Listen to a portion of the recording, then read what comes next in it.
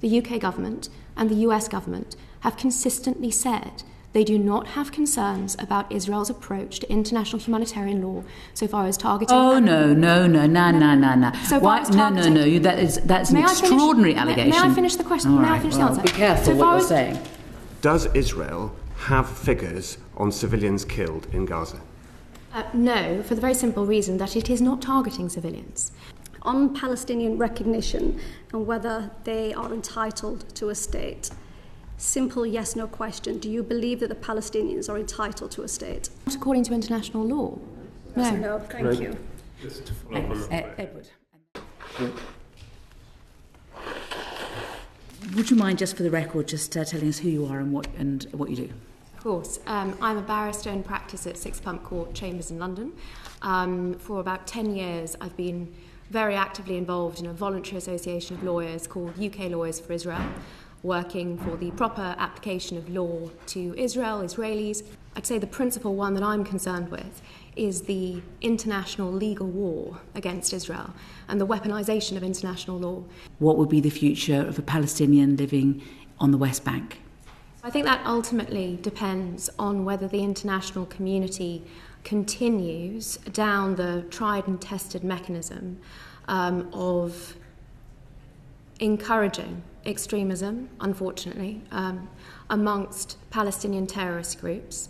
We've seen that vis-à-vis Hamas, we've seen that vis-à-vis Palestinian Islamic Jihad, and Fatah, elements of the so-called moderates in the West Bank. If the United Kingdom's policy is to continue, I'm afraid, to encourage Hamas, and Anthony Blinken did actually, in a moment of great honesty, reference America's part in encouraging Hamas.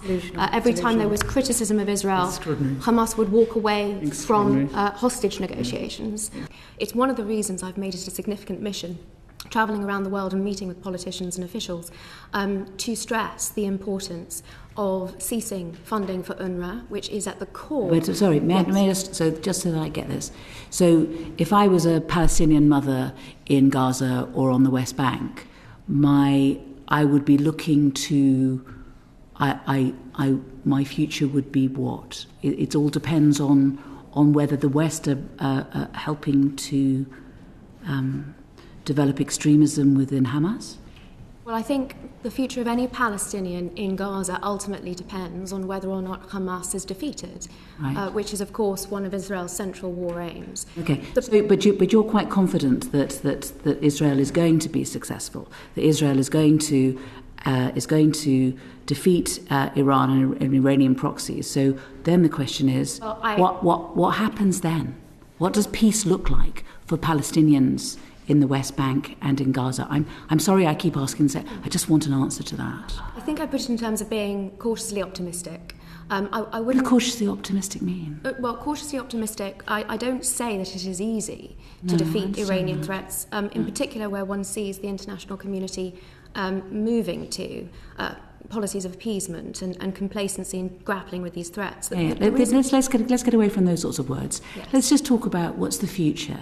So you're saying there's a positive future, you're optimistic. So what's the optimistic, positive future for a Palestinian mother in Gaza at the moment or on the West Bank? What's the best thing that could happen? The best thing that could happen is the ending of the indoctrination and the incentivization to terror. On Palestinian recognition and whether they are entitled to a state, simple yes-no question. Do you believe that the Palestinians are entitled to a state? Self-determination does not give one a right to a state in international law. That's a no. But would you like to understand why? I'd like to know from you whether Natasha Hausdorff believes that the Palestinians have the right to a state. I have explained that the Palestinians already have self-determination and an autonomy. Not self-determination. There is no... A right to a state is not according to international law. That's a no. Thank you. Just to follow up on that. Edward, and then... If we can agree, first of all, there's a consensus that a single fighter suspected of being a terrorist operative for Hamas or Islamic Jihad is a legitimate target, and a civilian who is not a legitimate target. I think we can probably agree on that much. Then what about operatives' homes? Would those be legitimate targets? Terrorists' operatives' homes? That depends ultimately on the purpose that they are being used for, and the definition of a military target ultimately depends on its use in the hostilities. So I can tell you from my time on the ground in Gaza in September, I went in as part of a military expert panel. I could see that civilian houses were booby-trapped.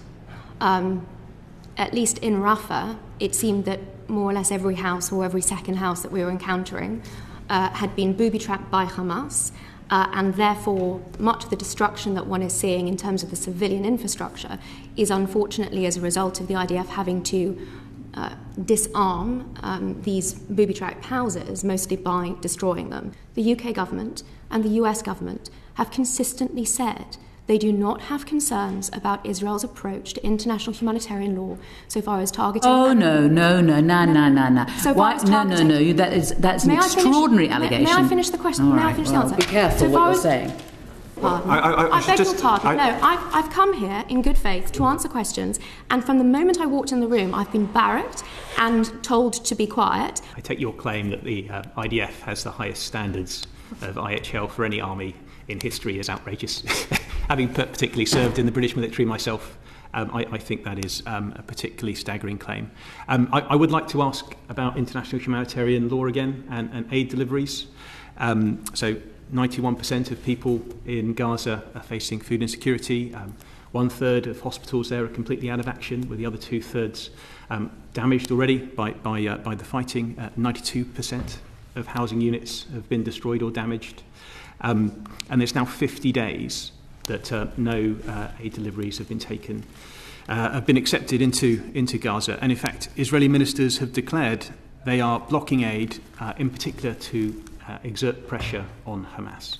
This is, from my opinion, and almost every aid agency in the world, a clear breach of international humanitarian law. I wonder how you think Israel is justifying this. So far as the aid issue is concerned, the statistics on this, I'm afraid, have been consistently misrepresented. Many of them predicting famine in Gaza, and that have been used to justify the false accusations of starvation as a weapon of war. How little time we have, I'd greatly appreciate it if you could just answer Alex's question. Answer, I'm afraid. Answer the question that you've been asked, if you don't mind, given that we are already running over time. Right. You've been asked specifically about aid not getting in at the moment, and you're talking about another period of time, which is in itself contentious, and we don't have time to get into that argument. What we're asking, the question that you were asked was very precise and carefully put, and I would greatly appreciate it. In the few moments that we have left, if you could answer it. The question I was asked referenced in reports of international bodies which have erroneously predicted famine and starvation in Gaza. Aid was flooded into the Gaza Strip, so that even international humanitarian organisations have agreed that there were many months of aid available in the Gaza Strip, so that the subsequent seizure of aid going in as part of an attempt to put pressure on Hamas. Let me be clear. Hamas has been stealing the aid, selling it on the black market, and using those funds to fuel its war machine against Israel. So that is the reason for the aid being turned off, on the basis that the civilian population have sufficient because of the flooding of Gaza with humanitarian aid over the course of the ceasefire.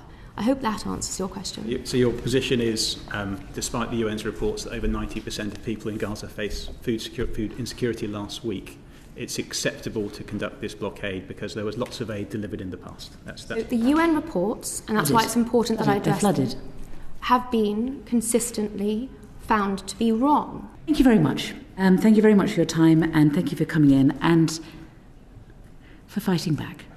Thank you very much indeed. Thank you for coming in today.